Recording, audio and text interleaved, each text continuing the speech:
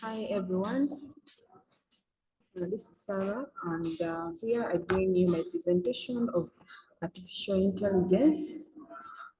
And I have a problem to solve, a problem of identifying the non-government organizations in Uganda. As you can see clearly, identifying the non-government organization in Uganda is a very challenging task. In many communities today, since most of these organizations come in the name of our own organizations and they end up deceiving our people. So it matters a lot to the community where in that these people that live in our communities, especially us, we need to know and be well versed of these people because most of them are conmen. So I decided to come up with this problem and I need to solve it effectively. How will I solve this problem using the artificial intelligence? I can only solve this problem using the artificial intelligence by establishing an AI system that can detect the names of NGOs in Uganda so that people will be aware of them whenever they get involved. So the next slide is the type of data that I can use to solve this problem. First of all, we need to know these organizations by name.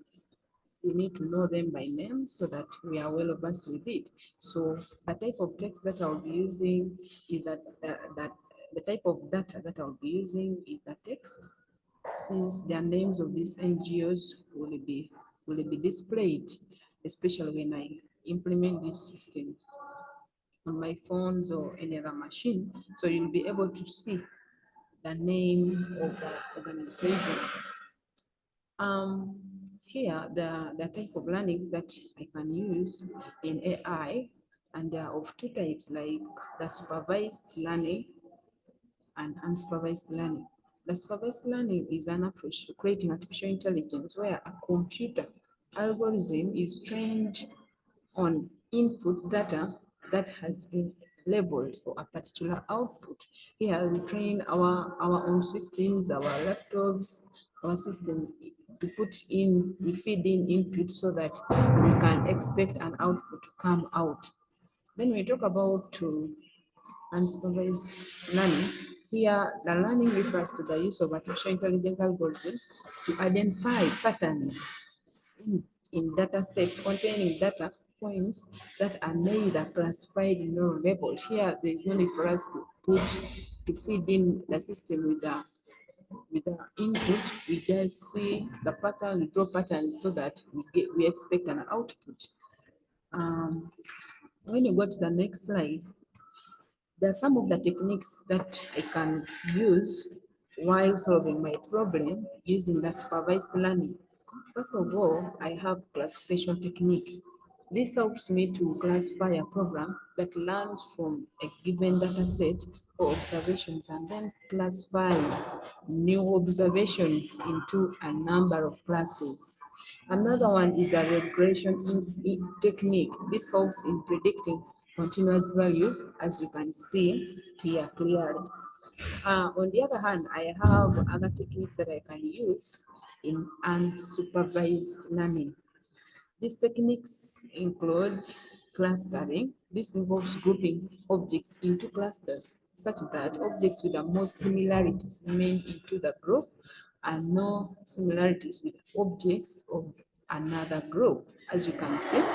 Then another technique I'll be using in an unsupervised learning is association.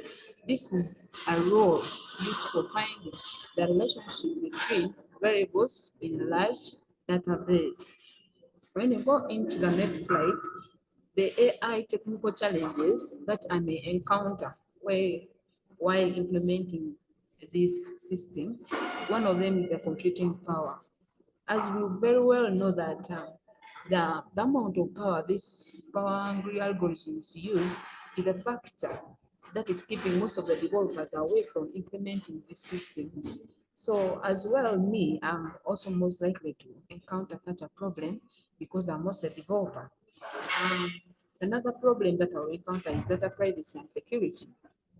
as in our country, we have people who can just get information that is not even expected for them.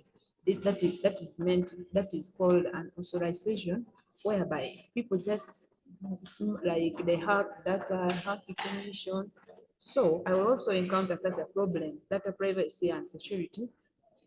There is a challenge of that security and privacy, since this data generated can be used for wrong purposes. Another problem that I will be encountering is complexity. You see, developing this system consists of building algorithms, and there is a challenge of failures of these projects due to complexity of these algorithms, as I said earlier on. Uh, then how do I make solutions? How do I overcome these challenges? First of all, I will have to purchase machines that consume limited power so that I can effectively complete my project without inconveniences. The next one is a multi-factor authentication. What I mean here is that whenever those hackers try to come in and track my information without my knowledge, I should be able to provide, they should be prompted to enter more than one confirmation of their credentials, because it will prompt them to put in the login credentials so that my data can be protected. Another one is by establishing the AI system that are easy to implement, and doing more research. I'll be doing more research, and this AI system that I'm going to establish, I am really very much convinced that it's an easy one for me to implement so that I can continue with my further studies. Here we have the word differences, and these words include accuracy, recall, precision, F1, so um, you find that accuracy is the simple ratio of correctly predicted. I think there is an error here. It is the F1 score. Yeah, um, yeah, that is it. F1 score. Even here, I see there is a challenge here. There is a problem here. I think I need to correct this. Yeah, this is it.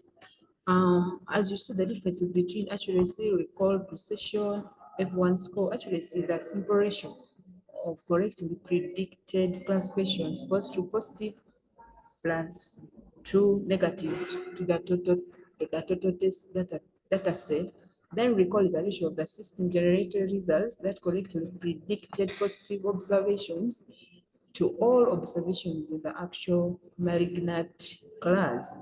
Precision is the ratio of system generated results that correctly predicted positive observations to the system's total predicted positive observations, both correct, true positive, and incorrect, false positives. I know you may not have to understand this now as I'm speaking, but for further more understanding, I have references down in the downer slides. You'll be able to refer yourself there.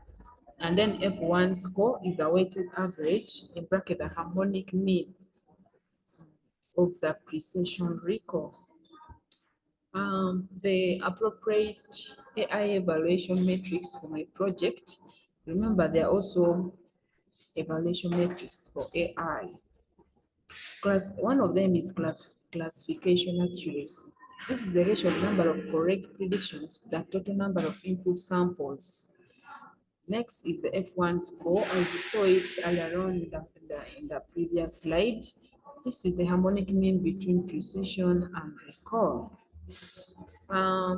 Here, the relevant references to the above data that I explained are listed below. You can, when you find time, go through it so that you can really understand it in details. In conclusion, I came with that idea or problem so that our community shall be updated with the correct information about the organization reaching our communities, especially after implementing an AI system that will help us to easily identify these organizations. When you go to the next slide, that talks about encouragement, I really want to encourage every one of you to cooperate with me so that we achieve this goal together, especially when it comes to implementation period, because I'm sure this project will help both of us. Your support will highly be appreciated. As I continue, I really want to appreciate all of you for listening to me and especially for your time. May the Almighty God bless you abundantly.